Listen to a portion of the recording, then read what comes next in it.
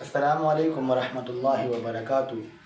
مہمان نوازی کیسی ہونی چاہیے؟ اللہ تبارک و تعالیٰ نے اپنے پیغمبر ابراہیم علیہ السلام کی مہمان نوازی کا تذکرہ اپنے کلام مقدس کے اندر فرمایا۔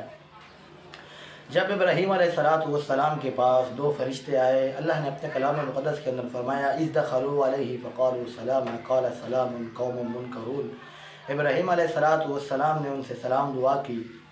فراغ الی اہلہ فجاء بعجل سمین، اور اپنے گھر میں داخل ہوئے، بھونا ہوا بچھڑا لے کر ان کے سامنے رکھ دیا۔ بھونا ہوا بچھڑا لے کر آئے اور ان فرشتوں کے سامنے رکھ دیا۔ فقربہ الیہم قال الا تأکلون، اور ان سے کہا کہ آپ کھاتے کیوں نہیں ہیں؟ آپ کھاؤ نا، کیوں بیٹھے ہوئے ہیں، کیوں نہیں کھا رہے ہیں؟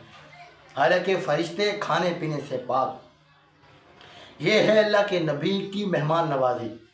فرشتوں سے پوچھا نہیں کہ آپ کھانا کھائیں گے نہیں کھائیں گے، پانی پئیں گے، کیا کھائیں گے کیا نہیں کھائیں گے۔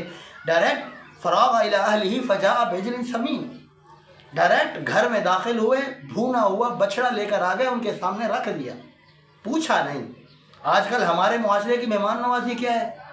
ہمارے گھر میں اگر مہمان آتا ہے تو ہم کیا کہتے ہیں؟ چائے پیو گے، بوتل پیو گے، پانی پیو گے، ٹھنڈا گرم کیا چلے گا؟ بس یہی پوچھ کر، یہی کھلا کر اس کو رخصت کرنے کی کوشش کرتے ہیں۔ کتنا افسوس کا مقام ہے۔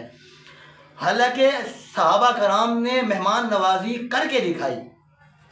صحابہ کرام نے کیسی مہمان نوازی کی؟ ابو طلحہ انصاری رضی اللہ عنہ جب ان کے گھر میں مہمان آئے، اللہ کے نبی علیہ السلام کی طرف سے بھیجا ہوا مہمان تھا، ان کے گھر میں ایک بندے کا کھانا تھا، ایک بندے کا کھانا۔ اگر مہمان کھاتا تھا تو گھر والے بھوکے، گھر والے کھاتے تو مہمان بھوکا رہ جاتا۔ تو کیا کیا سلیم نے؟ جب کھانا کھانے کا ٹائم آیا تو انہوں نے دیا بجھا دیا تاکہ وہ مہمان پیٹ بھر کر کھانا کھا لے۔ خود کیا کیا؟ ابو طلحہ انصاری رضی اللہ عنہ خالی ہاتھ روٹی تک لے کر جا رہے ہیں، خالی ہاتھ منہ تک لے کر جا رہے ہیں، خالی اپنے منہ کو چبا رہے ہیں تاکہ مہمان کو یہ محسوس ہو، مہمان یہ فیل کرے کہ ابو طلحہ انصاری رضی اللہ عنہ بھی میرے ساتھ کھانا کھا رہے ہیں۔ حالانکہ کھانا نہیں کھا رہے تھے، وہ سارا کا سارا کھانا پیٹ بھر کر مہمان نے کھایا۔ اللہ تبارک و تعالیٰ کو ابو طلحہ انصاری رضی اللہ عنہ کی مہمان نوازی اتنا پسند آئی، اللہ تبارک و تعالیٰ بھی آسمان پر یہ منظر دیکھ کر مسکرا اٹھا۔